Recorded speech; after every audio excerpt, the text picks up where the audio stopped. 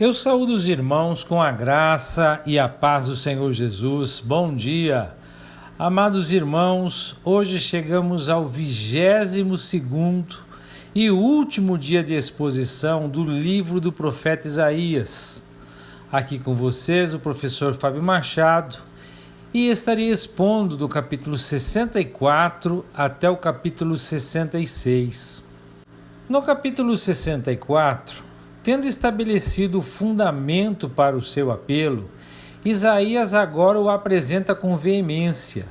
Ele clama para que Deus haja de maneira vigorosa e maravilhosa na realização de seus propósitos. Ele reconhece a pecaminosidade de seu povo, mas lembra a Deus que ele é o oleiro e eles apenas o barro. Assim, ele pode moldá-los como quiser. Que eles sejam redimidos e não sofram como seu irmão Edom sofrerá. O pensamento do julgamento vindouro sobre Edom então o lembra do que ainda viria sobre Judá por causa da loucura de Ezequias. É assim como ele viu a próxima destruição final de Edom diante de seus olhos, ele vê a próxima invasão e sofrimento de Jerusalém ante os seus olhos. A chegada dos predadores vindouros, a destruição de muitas cidades, a desolação de Jerusalém, o incêndio do templo, vêm vividamente diante dele, e ele ora para que isso não seja o fim para Judá, como seria o fim para Edom. Que Deus ainda tenha misericórdia, que esse julgamento vindouro não seja final. Nos versos 1 e 2 do capítulo 64, Isaías agora implora para que Deus se manifeste como nos dias antigos. Ele desejaria ver Deus agindo tão vigorosamente que ele rasgaria os céus para descer, e tamanho poder seria manifestado que as montanhas se moveriam, tremendo pela força da presença de Deus. Pois como o fogo faz a lenha queimar e a água ferver, a descida do Senhor faria com que as nações estremecessem, e então seus inimigos entenderiam a razão de sua fama. No verso 3, ele lembra a Deus quando no passado ele agiu de forma semelhante e com efeitos terríveis. Quando essas coisas aconteceram, foi porque Deus desceu e as montanhas tremeram com sua presença. No verso 4, sua confiança de que Yahvé ouvirá sua oração reside principalmente na grandeza e singularidade de Yahvé. Ninguém como ele jamais foi conhecido. Ninguém nunca ouviu, nem viu, um Deus como o Senhor, que trabalha para aqueles que esperam por ele. Mais uma vez, Isaías está enfatizando a necessidade de confiança em Deus, revelada pela espera nele. Dos versos 5 a 7, ele reconhece que o Senhor recebe, encontra, aqueles que se alegram e praticam a justiça. Mas ele admite que aqueles em cujo nome ele intercede não são assim. Eles são aqueles que sabem que Deus está furioso com eles e ainda assim continuam a pecar. Eles são, portanto, pecadores obstinados. Então eles podem ser salvos? Mas o pior está por vir. Ligando-se àqueles por quem ora, ele descreve sua total indignidade. Impuro. Esse é o grito do leproso. Portanto, eles devem ser vistos como leprosos espirituais. São, na realidade, como trapos de imundícia, isto é, como uma roupa impura pela menstruação. E continua, e todos eles murcham como uma folha, e suas iniquidades, assim como o vento, os levam embora. A folha seca é a folha que está morta.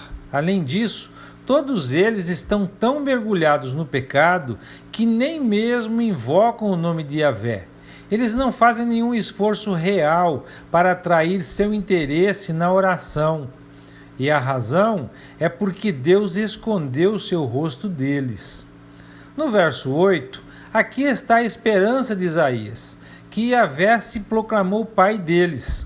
Ele estabeleceu sua escolha sobre eles, e enquanto eles são apenas barro, ele é o oleiro, e assim pode moldá-los do jeito que ele quiser. No verso 9, tendo declarado seu caso de que tudo depende da misericórdia de Deus, Isaías agora implora para que Yahvé haja. Deixe-o aplacar sua ira, deixe-o esquecer suas iniquidades, deixe-o lembrar que eles são o povo que ele escolheu. Caso contrário, eles não têm esperança. Dos versos 10 a 12, Sião se tornará um deserto, Jerusalém se tornará uma desolação. O templo onde seus pais louvaram Yahvé será queimado. Tudo o que é mais agradável será destruído pelos babilônicos. Isaías sabe que deve ser assim, porque Deus disse isso. E ele aceita. Mas a questão é, ele se absterá de ajudá-los nessas circunstâncias terríveis? Ele vai falar e não fazer nada a respeito e deixá-los ser afligidos por sua vontade? Será que o manchado de sangue os pisará no lagar? Ou Deus terá misericórdia e salvará? Mas a pergunta é essa: existe esperança? No capítulo 65, Isaías continua seu tema de que nem todos sofrerão o destino de Edom. Ele aprende que Deus levantará uma nova nação, surgindo da velha e contendo muitos dentre as nações.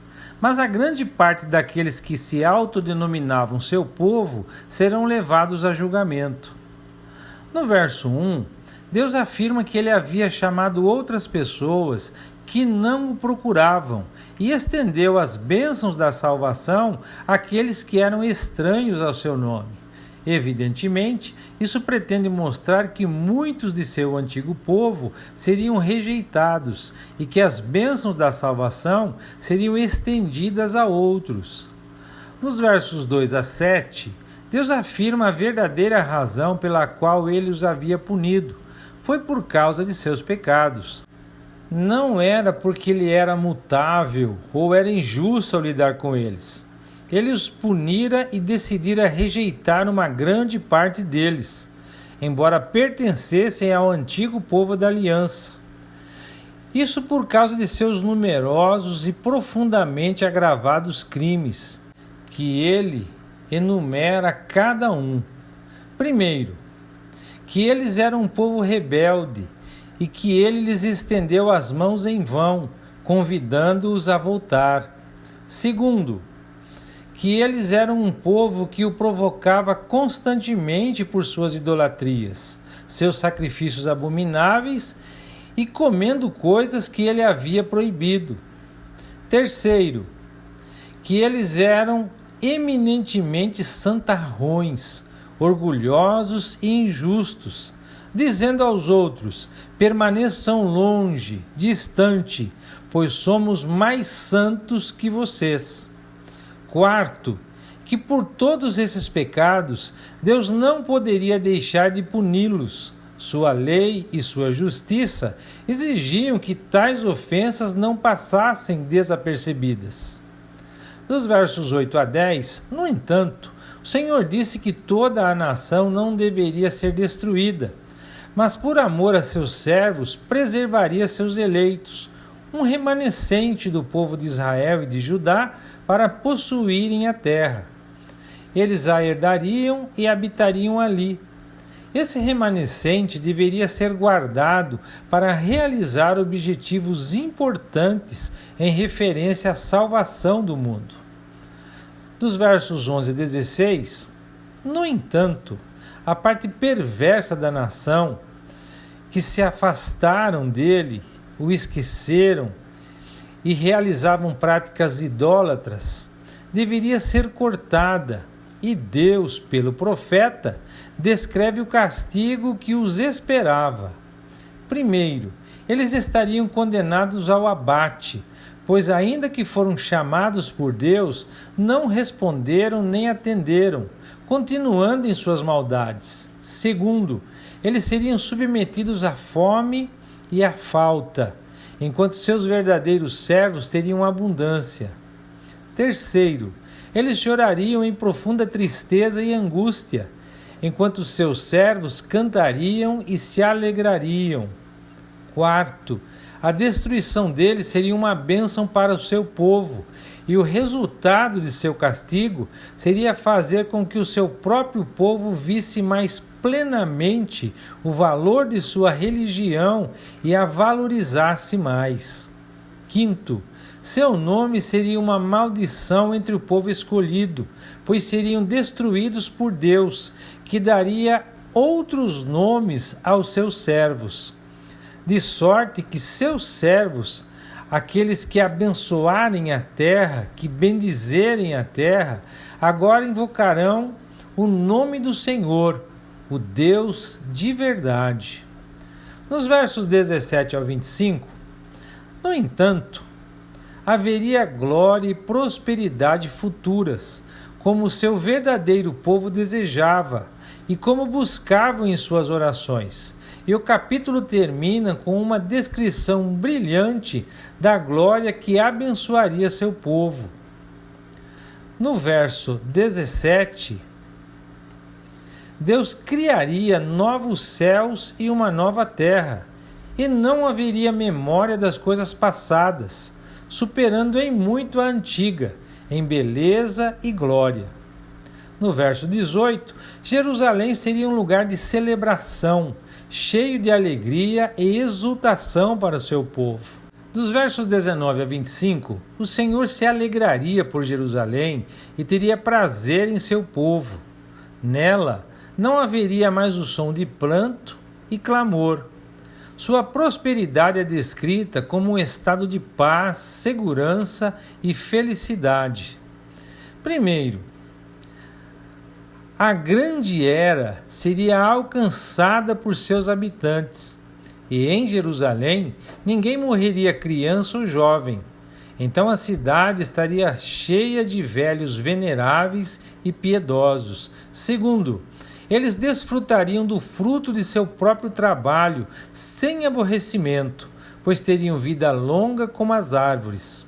Terceiro, eles não trabalharão inutilmente, nem gerarão filhos para a calamidade, porquanto serão um povo abençoado pelo Senhor, eles e todos os seus descendentes. Quarto, suas orações seriam respondidas rapidamente, mesmo enquanto eles estavam falando. Quinto, a religião verdadeira produziria uma mudança na natureza dos animais selvagens e ferozes.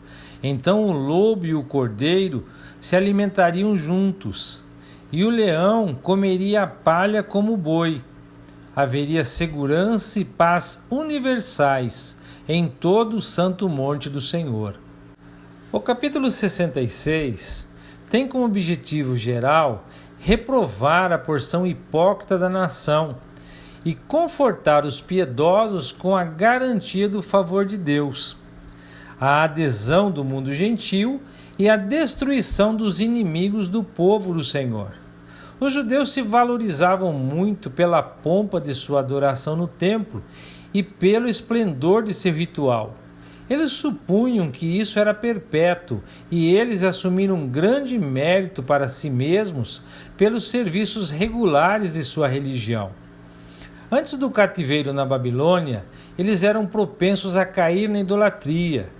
Depois que eles foram mantidos longe dele e até o presente momento, eles não foram culpados mais por isso. Tão eficaz foi aquele julgamento pesado em corrigir essa propensão nacional. Mas após o cativeiro, essa propensão nacional ao pecado assumiu outra forma. Aquele amor pela forma e cerimônia estrita, essa dependência de meros ritos e deveres externos da religião, começou o sistema de adoração sem o coração e pomposo, que acabou por terminar no orgulho farisaico e que dificilmente era menos um objeto de aversão a Deus do que uma idolatria grosseira. Para esse estado de coisas, o profeta provavelmente esperava, e seu objetivo nesse capítulo era reprovar essa confiança nas meras formas de culto externo e o orgulho em seu templo e seu serviço que ele viu que sucederiam o retorno do exílio na Babilônia.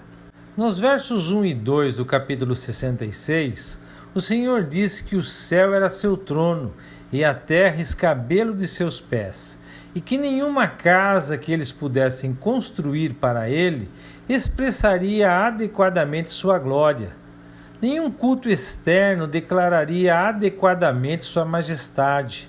Ele preferia a homenagem de um coração humilde ao invés da mais magnífica adoração externa. O tributo de uma oferta sincera ao invés da demonstração de devoção exterior mais cara. Nos versos 3 e 4, o Senhor diz que os que escolherem seguir os seus próprios caminhos e que têm prazer em seus pecados detestáveis, que ele não aceitaria suas ofertas.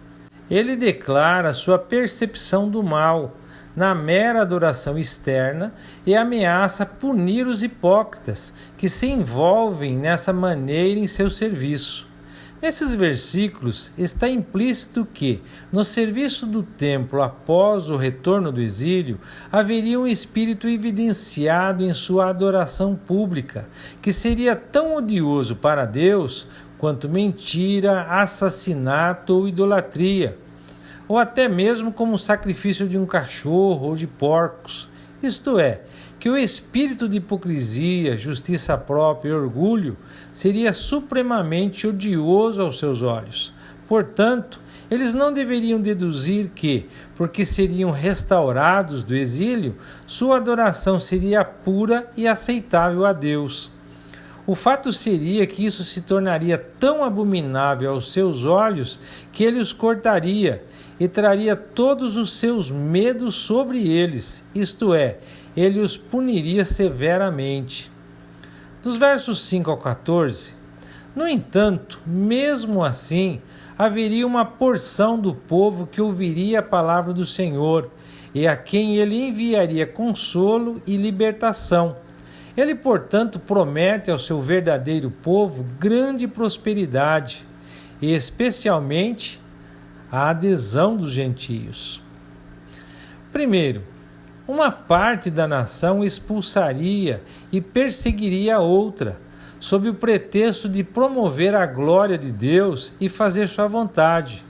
Contudo, o Senhor apareceria para a alegria da parte perseguida, e os perseguidores ficariam confusos. Segundo, um som é ouvido, como de grande agitação na cidade, uma voz indicando grande tumulto. Essa voz é do Senhor, para consolar o seu povo e vingar seus inimigos. Terceiro, é prometida a grande e repentina ampliação de Sião, um aumento em que as conversões seriam tão repentinas como se uma criança nascesse sem o atraso e a dor comuns no parto. Tão bom como se uma nação tivesse nascido em somente um dia. Nos versos de 10 a 14, portanto, aqueles que amam Jerusalém e que choram por ela, agora podem se alegrar, e se alegrar por causa de sua transformação vindoura. Eles podem se alegrar porque ela renascerá como algo ainda mais maravilhoso, como uma mãe que satisfaz plenamente seus filhos. O que a velha Jerusalém representava em pensamento, a nova Jerusalém representará de fato. Sim, eles agora poderão vir até ela, sugar seus seios e ficarem satisfeitos. Yahvé promete que, como um grande rio que flui, ele fará com que a paz flua para a nova Jerusalém, que ele criou, e fará com que o melhor que há nas nações, sua glória, flua para ela, como um riacho transbordante da provisão de Deus nesta Jerusalém, seu povo encontrará sustento e será carregado e embalado em seus joelhos, como alguém consolado por sua mãe, demonstrando a proteção e o cuidado de Deus. Seu próprio povo, que olha para a Nova Jerusalém, verá tudo o que está acontecendo. Então seus corações se alegrarão. Todos verão o Senhor abençoar seu povo e sua indignação contra seus inimigos. Dos versos 15 a 17, ele virá com fogo, o fogo de sua santidade, e com uma força de carros entrando como um redemoinho, expressando sua ação poderosa, a fim de revelar sua ira e fúria com as chamas de fogo. Ele julgará toda a carne pelo fogo e pela espada. Seus mortos serão muitos. Mas note também que é um homem matando outro homem. O julgamento de Deus, paradoxalmente, é executado pelos próprios homens sobre os quais seu julgamento está chegando. Esse julgamento virá sobre todos os que seguem a religião falsa. Eles se separam e se purificam em prontidão para a sua adoração, e então vão para os jardins sagrados. E ali eles comem carne de porco, coisas abomináveis e até mesmo roedores como ratos. Nos versos 18 a 21, o Senhor conhecia muito bem as obras dos judeus apóstatas. Por isso reuniria todas as nações e todos os povos para contemplarem sua glória. Deus colocaria um sinal no meio deles, e veremos que é um sinal que conquistará as nações, anunciando sua glória às nações. Como resultado da conversão entre os gentios, os judeus refugiados e exilados retornarão a Yahvé e serão oferecidos por eles a Yahvé como uma oferta. Com o entusiasmo de sua obra entre os gentios, Israel não será esquecido. Assim, os convertidos gentios também estarão lá. Israel não é mais o reino exclusivo dos sacerdotes. Todas as nações compartilharão o privilégio, evidência surpreendente de sua plena aceitação. No verso 22, mais uma vez somos lembrados de que Deus fez novas todas as coisas, e elas são permanentes e eternas como Ele é eterno. Mas igualmente eternas são as sementes daqueles que o Senhor reuniu. A promessa abraâmica agora pertence a eles também, e o seu nome permanecerá. No verso 23, naquele tempo, a adoração a Deus seria celebrada em todos os lugares, regular e publicamente, de uma lua nova para outra e de um sábado para o outro. Toda a carne viria e adoraria diante de Deus. No verso 24, os amigos de Deus teriam permissão para ver a ruína final e interminável de todos os transgressores contra o Altíssimo. Sua destruição seria completa. O verme deles não morreria. O fogo não seria apagado. Eles veriam uma cena do mais absoluto horror. E assim, meus amados irmãos, concluímos a exposição e o livro do profeta Isaías. Meus amados, antes de mais nada, eu gostaria de agradecer ao Deus Todo-Poderoso, à liderança desse grupo de exposição e a todos vocês que me acompanharam, pelo privilégio de poder compartilhar com vocês essa jornada maravilhosa através do livro de Isaías. Meu sincero desejo é que eu possa ter contribuído e facilitado a compreensão desse que é considerado o quinto evangelho. Que o Eterno continue dando a cada um ânimo e entusiasmo para continuarem nessa viagem pelas Escrituras. conhecendo e prosseguindo em conhecer a Deus, fortalecendo-se na fé e retribuindo, dando o melhor de si em prol do reino, aguardando ansiosamente o dia em que estaremos todos juntos com o nosso Pai, em seu reino. Que o Eterno os abençoe e até breve, se Deus quiser.